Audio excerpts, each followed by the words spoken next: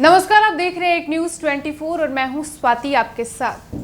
2024 लोकसभा चुनाव को लेकर आए दिन पक्ष और विपक्ष एक दूसरे पर आरोप प्रत्यारोप लगा रही है। इसी बीच कांग्रेस से बीजेपी में आए ज्योतिरादित्य सिंधिया को लेकर एक खूब अटकलें लगाई जा रही थी, जिस पर खुद ज्योतिरादित्य सिंधिया ने ही विराम लगा दिया है। बता दें कि ज्योतिरादित्य सिंधिया को सीएम पद का उम्मीदवार बताया जा रहा था। इस पर ज्योतिरादित्य सिंधिया ने चुप्पी तोड़ते हुए कहा कि वो सीएम नहीं बल्कि विकास और प्रगति के उम्मीदवार हैं। तो चलिए एक नजर पूरी खबर पर डालते हैं कि उन्होंने आगे और भी क्या कुछ कहा है। केंद्रीय मंत्री ज्योतिरादित्य सिंधिया को लेकर कई तरह की चर्चाएं होती है। उनमें सबसे अधिक है कि वो सीएम पद के दावेदार है।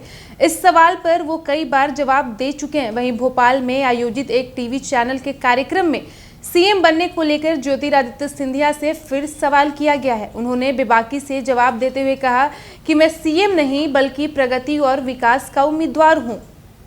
वहीं 2018 विधानसभा चुनाव को लेकर ज्योतिरादित्य सिंधिया ने कहा कि मेरे अंदर एक ज्वालामुखी थी। मुझे लगता था कि मैं इससे कुछ बेहतर कर सकूंगा, लेकिन 15 महीने में ही लूट खसोट की सरकार स्थापित कर दी।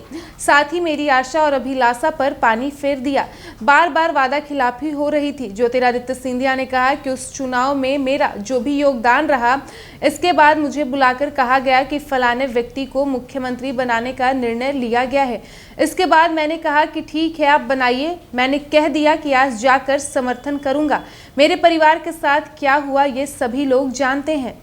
ज्योतिरादित्य सिंधिया ने कहा कि मैं सीएम पद की रेस में न कल था और न आज हूं। विकास और प्रगति का उम्मीदवार जरूर हूं। उन्होंने कहा कि स्पष्ट बहुमत के साथ एमपी में इस बार बीजेपी की सरकार बन रही है। वहीं एमपी में बीजेपी के चेहरे पर ज्योतिरादित्य सिंधिया ने कहा कि केंद्रीय नेतृत्व ने तय किया है कि हमारा चुनाव प्रधानमंत्री नरेंद्र मोदी के नेतृत्व में लड़ा जाएगा।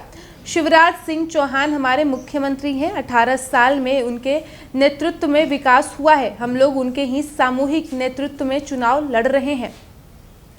वहीं ज्योतिरादित्य सिंधिया के साथ कांग्रेस में आने वाले नेता लौटने लगे हैं। इस पर ज्योतिरादित्य सिंधिया ने कहा कि मेरे साथ आने वाले लोगों ने बलिदान दिया था।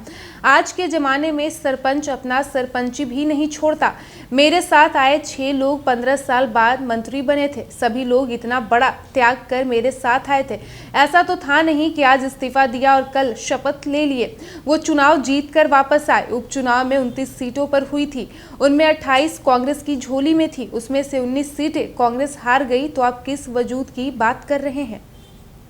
इसके साथ ही टिकट को लेकर चुनाव नजदीक आते ही आया राम गया राम शुरू हो जाता है। बीजेपी में क्षमता के आधार पर ही टिकट मिलता है, चाहे वो कोई भी हो। लोग टिकट की चाह में जा रहे हैं, उनके साथ भी मेरी शुभकामना है। बीजेपी में कभी ऐसा नहीं होता है कि आप आ गए हैं तो चुनाव लड़ते रहेंगे। आप भले ही 40 साल से यहाँ क्यों नहीं है।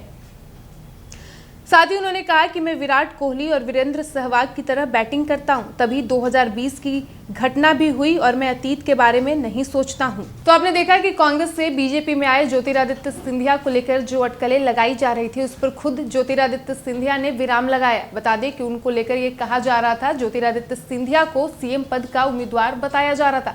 हालांकि इस पर खुद उन्होंने कहा कि मैं सीएम नहीं बल्कि विकास और प्रगति का उम्मीदवार हूँ। फिलहाल इस वक्त की खबर में इतना ही। वीडियो पसंद आया हो तो वीडियो को लाइक करें, शेयर करें। साथ ही हमारे YouTube चैनल एक न्यूज 24 को सब्सक्राइब कर लें। यदि आप हमें फेसबुक पर देख पा रहे हैं तो हमारे फेसबुक पेज को भी फॉलो करें और ऐसे ही तमाम खबरों के लिए बने रहिए हमारे साथ। धन्यवाद।